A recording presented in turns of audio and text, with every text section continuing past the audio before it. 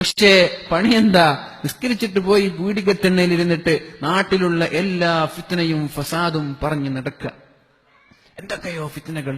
ഇന്നത് വാട്സപ്പ് ഏറ്റെടുത്തത് കൊണ്ട് കുഴപ്പമില്ല, എല്ലാവരും പെട്ടു. പണ്ട് വയസ്സന്മാരും പെണ്ണുങ്ങളായിരുന്നു, ഇന്നതിൽ ചെറുപ്പക്കാരും എല്ലാ ആളുകളും പെട്ടു. അള്ളാഹു ബോധം നൽകട്ടെ, അള്ളാഹു നമ്മൾക്ക് ബോധം നൽകട്ടെ.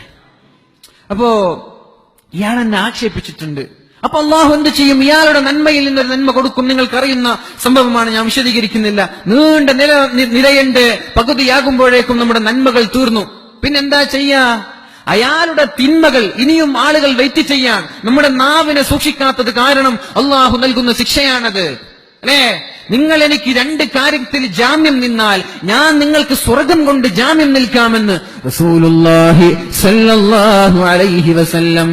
മാ ബൈന ലഹ്യൈഹി, അവന്റെ താടിയെല്ലിന്റെ ഇടയിലുള്ള ഒരു വസ്തു അത് നാവാണ്. നാവിനെ നിയന്ത്രിക്കുന്നവന് അള്ളാഹു നാളെ സ്വർഗം നൽകും. വമാ ബൈന ഫഖദൈഹി, രണ്ട് തുടകൾക്കിടയിലുള്ള ഗുഹ്യാവയവങ്ങളെ ഹറാമിൽ ഉപയോഗിക്കൂല.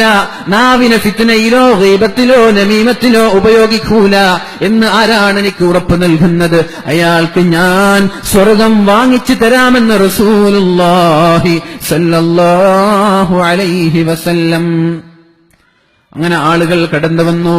ഒരുപാട് ഹജ്ജും ഉംറയും ചെയ്ത സ്വതക്ക കൊടുത്ത മനുഷ്യനാണ്. പക്ഷേ നന്മകളെല്ലാം കൊടുത്തു, വന്ന ആളുകളുടെ തിന്മകളും കൊടുത്തു. അവസാനം അല്ലാഹു റബ്ബ് സുബ്ഹാനഹു വ തആല ഇയാളെ നരകത്തിലേക്ക് വലിച്ചു കൊണ്ടുപോകുന്നുണ്ട്. അല്ലാഹുവേ, ഞങ്ങളെ കാക്കണേ അല്ലാഹ്. നമ്മുടെ നാവിനെ നിയന്ത്രിക്കാൻ ഞങ്ങൾക്ക് തൗഫീഖ് നൽകണേ അല്ലാഹ്. ഫീ ജീദിഹാ ഹബ്ലും മിൻ മസദ്. കഴിഞ്ഞിട്ടോ, പഠിക്കണ്ട.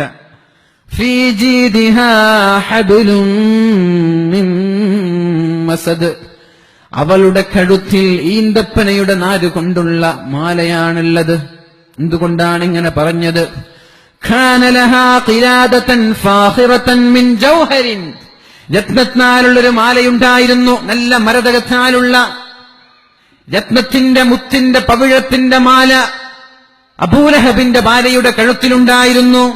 ഖാനത്ത് തുസൈനു സ്വദ്റഹാ, അവളുടെ ആ ഒരു ശരീരത്തിന്റെ ഭംഗി കൂട്ടുന്നത് ഈ മാലയായിരുന്നു.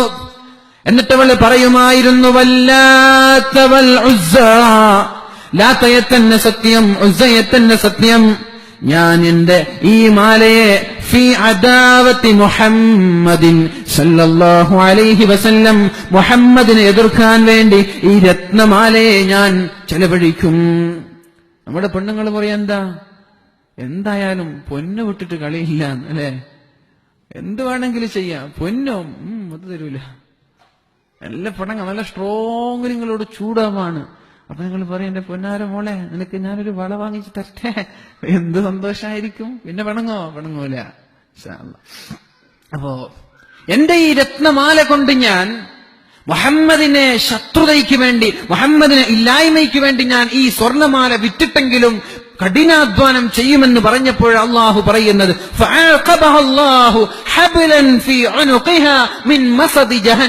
നരകത്തിന്റെ തീനാലുള്ള ഒരു മാല, ഈ രത്നമാലയ്ക്ക് പകരം അള്ളാഹു അവളെ അണയിപ്പിക്കുമെന്ന് വിശുദ്ധ ഖുർആൻ. കാനത്ത് തുസയ്യിനു സദ്റഹ, അവൾ ഭംഗി കൂട്ടുന്നത് ഈ മാല കൊണ്ടായിരുന്നു. നമ്മൾ ചിന്തിക്കണം, ശരീരത്തെയല്ല നമ്മൾ ഭംഗി കൂട്ടേണ്ടത്, നമ്മുടെ മനസ്സിനെയല്ല നമ്മൾ ഭംഗി കൂട്ടേണ്ടത്. നമ്മൾ ഭംഗിയാവണമെന്ന് ആഗ്രഹിക്കുമ്പോ നമ്മുടെ ശരീരത്തെക്കാളും നമ്മൾ പ്രാധാന്യം നൽകേണ്ടത് നമ്മുടെ മനസ്സിനെയാണ്. ഖബറിലേക്ക് പോകുന്ന സമയത്ത് അല്ലാഹു നമ്മോട് ചോദിക്കുമത്രേ, അബ്ദീ അബ്ദീ ത്വഹർത മല്ലറന്നാസി സിനീൻ, ജനങ്ങൾ കാണുന്ന സ്ഥലം, ജനങ്ങൾ വീക്ഷിക്കുന്ന നിന്റെ മുഖത്തെയും നിന്റെ വസ്ത്രത്തെയും നിന്റെ ശരീരത്തെയും വർഷങ്ങളോളം നീ ഭംഗിയാക്കി വെച്ചില്ലേ? അതിന് നീ ശുദ്ധീകരിച്ചില്ലേ?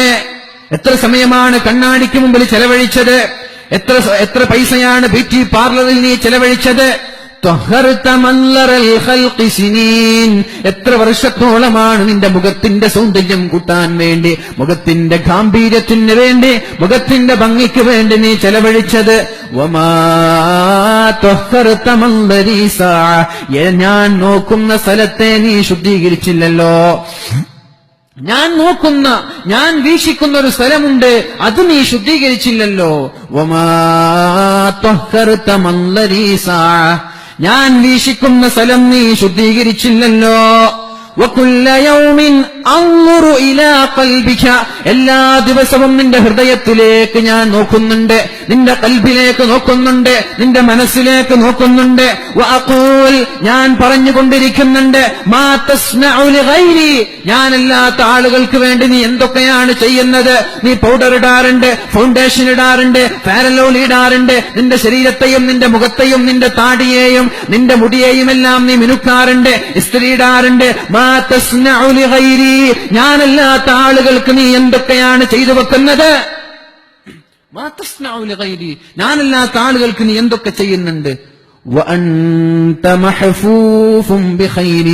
പക്ഷേ നീ ഉപയോഗിക്കുന്നത് ഞാൻ തന്ന അനുഗ്രഹമാണ്. എന്റെ അനുഗ്രഹങ്ങളാണ് നീ ഉപയോഗിക്കുന്നത്. എവിടെ നോക്കിയാലും ഞാൻ തന്ന അനുഗ്രഹങ്ങൾ. നീ ശ്വസിക്കുന്നത് എന്റെ വായു, നീ കുടിക്കുന്നത് എന്റെ വെള്ളം, നീ കൈകാലുകൾ അനക്കുന്നത് ഞാൻ തന്ന ശക്തി കൊണ്ട്, നീ നോക്കുന്നത് ഞാൻ തന്ന കണ്ണുകൊണ്ട്, നീ കേൾക്കുന്നത് ഞാൻ തന്ന ചെവി കൊണ്ട്, നീ സംസാരിക്കുന്നത് ഞാൻ തന്ന നാവ് കൊണ്ട്, നീ നടക്കുന്നത്, നീ ചിന്തിക്കുന്നത്, നീ പോകുന്നത്, നീ വരുന്നത് എല്ലാം എന്റെ അനുഗ്രഹമാണ്. നീ എന്റെ അനുഗ്രഹങ്ങൾ കൊണ്ട് ചുറ്റപ്പെട്ടിട്ട് ഞാൻ തന്ന അനുഗ്രഹങ്ങൾ ഉപയോഗിച്ചിട്ട് എനിക്കെതിരെ നീ തിരിയുകയാണോ എന്ന് അല്ലാഹു എല്ലാ ദിവസവും നമ്മോട് ചോദിക്കുന്നുണ്ട്. അമാ അൻത ഫഅസമ്മു, നീ കേൾക്കുന്നില്ലേ, നിനക്ക് കാണുന്നില്ല, നീ അന്ധനാണോ, നീ ബധിരനാണോ എന്ന് അല്ലാഹു റബ്ബ് സുബ്ഹാനഹു വ തആല എല്ലാ ദിവസവും നമ്മോട് ചോദിക്കുമത്രേ. അതുകൊണ്ട് മുഅ്മിനീങ്ങളെ ഹൃദയം ശുദ്ധീകരിക്കണം. ഊസീകും വഇയ്യായ, എന്നോടും നിങ്ങളോടും എനിക്ക് പറയാനുള്ളത്, നമ്മൾ ആദ്യം ശുദ്ധീകരിക്കേണ്ടത് നമ്മുടെ ഹൃദയമാണ്. ഇത് ശുദ്ധിയാകുമ്പോ ശരീരവും ഭംഗിയാകും, സ്വഭാവം ഭംഗിയാകുമ്പോ ആ മനുഷ്യൻ എല്ലാ ആളുകൾക്കും സ്നേഹമായിരിക്കും. ഭാര്യയാണെങ്കിലും ഭർത്താവാണെങ്കിലും സ്വഭാവം നല്ലതാകുമ്പോ സൗന്ദര്യമില്ലെങ്കിലും സ്നേഹം കൂടും. അതുകൊണ്ട് നമ്മൾ ഹൃദയത്തെ നന്നാക്കുക. ഈ ഹൃദയം നന്നായാലേ നാളെ സ്വർഗത്തിലേക്ക് കടന്നു പോകാൻ പറ്റൂ. يوم لا ينفع مال ولا بنون, മക്കളെ കൊണ്ടോ സമ്പത്തിനെ കൊണ്ടോ ഉപകരിക്കാത്ത ഒരു ദിവസം വരാനുണ്ട്. അവിടെ ആരാണ് വിജയിക്കുക? ഇല്ലാ മൻ അത്തല്ലാഹ ബിഖൽബിൻ സലീം, സംശുദ്ധമായ ഹൃദയവുമായി ആരാണ് അല്ലാഹുവിന്റെ സന്നിധിയിലേക്ക് പോകുന്നത്?